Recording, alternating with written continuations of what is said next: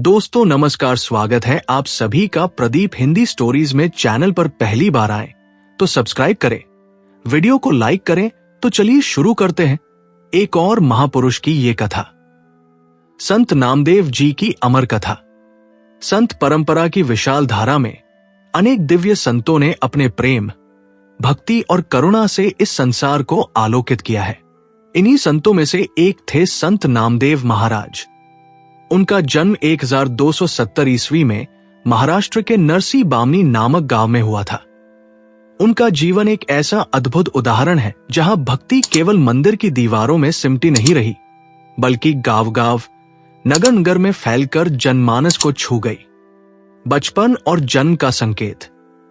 नामदेव जी के जन्म से पहले ही उनके परिवार में कठिनाइयां थी। उनके पिता दामाशय दरिद्रता से जूझते रहते थे और माता गोणाबाई साध्वी, धर्मनिष्ठ और ईश्वर भक्त थी। कहा जाता है कि उनके जन्म से पूर्व ही गांव के पंडितों ने यह भविष्यवाणी कर दी थी कि यह बालक किसी साधारण जीव का जीवन नहीं जिएगा, बल्कि जन्म जन्मांतर के पुण्यों का फल लेकर पृथ्वी पर अवतरित हुआ है। बालक नामदेव बचपन से ही अलग थे। अन्य बच्चों की तरह खेलकूद, शरारत और दुनियावी चंचलता उनमें नहीं थी। वे अक्सर मंदिर जाते और भगवान विट्ठल के सामने बैठकर घंटों निहारते रहते। माता जब उन्हें घर के काम या खेल के लिए बुलाती तो वे मासूमियत से कहते, मां, मुझे किसी और से खेलना नहीं है, मेरा सखा तो केवल विट्ठल है। विट्ठल के प्रति निष्कलंक प्रेम। नामदेव जी की भक्ति इतनी सरल और निष्कपट थी कि वे भगवान को केवल मूर्ति नहीं मानते थे, बल्कि अपने सखा, पिता, मां और मित्र के रूप में देखते थे। वे मंदिर जाते, घंटी बजाते और कभी कभी भगवान से रूठ भी जाते। यदि प्रसाद अच्छा न लगे तो बाल्य हट से कह देते, विठोबा, आज मुझे ये भोजन नहीं चाहिए, तुम अच्छे पकवान क्यों नहीं देते। गांव के लोग अक्सर हंसते कि ये बालक पागल है, परंतु मां गोणाबाई समझती थी कि ये कोई साधारण बालक नहीं है। पहला चमत्कार। कहा जाता है कि एक बार मां ने उन्हें पूजा हेतु भोग चढ़ाने को कहा। बालक नामदेव ने भोलेपन से भोग भगवान के सामने रख दिया और दृढ़ होकर बैठ गए।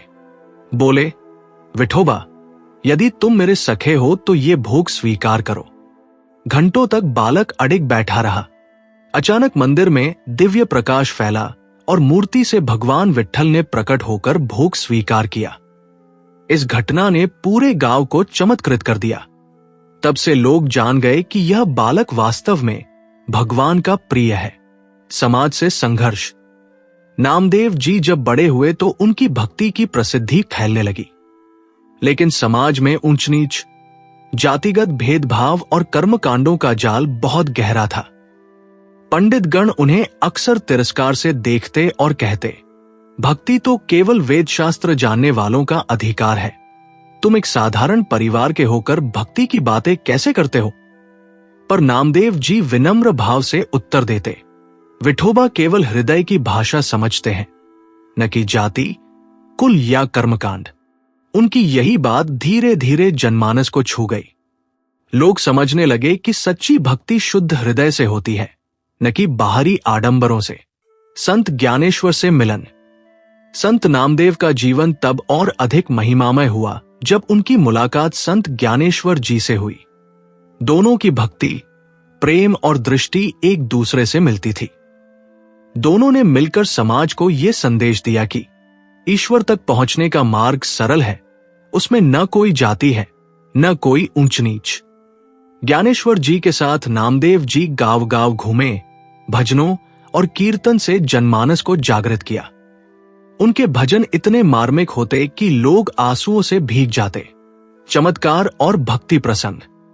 एक कहा जाता है कि एक बार नामदेव जी को पंडितों ने परखने के लिए कहा, यदि तुम्हारा विठोबा सच्चा है तो मृत गाय को जीवित कर दिखाओ। नामदेव जी ने गहरी प्रार्थना की और आश्चर्य, मृत गाय सचमुच उठ खड़ी हुई। पंडितों का अहंकार चूर हो गया।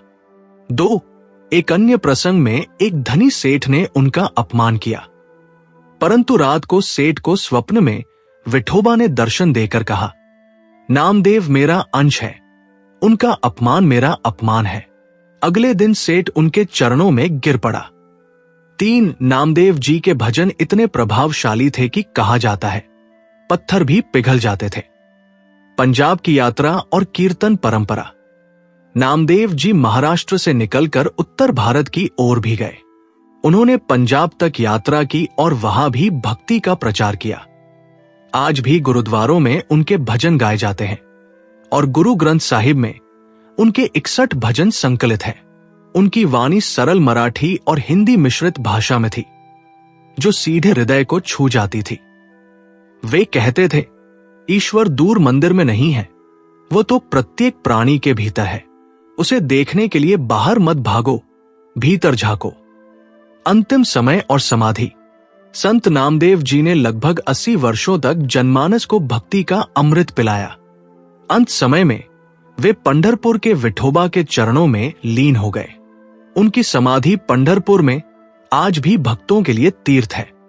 संत नामदेव जी का संदेश। ईश्वर जाति, धर्म या कुल का नहीं, वो केवल भाव का है।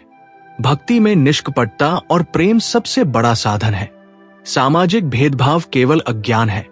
सच्चा ज्ञानी हर जीव में परमात्मा को देखता है। भजन और कीर्तन आत्मा को शुद्ध करते हैं और ईश्वर से मिलाते हैं।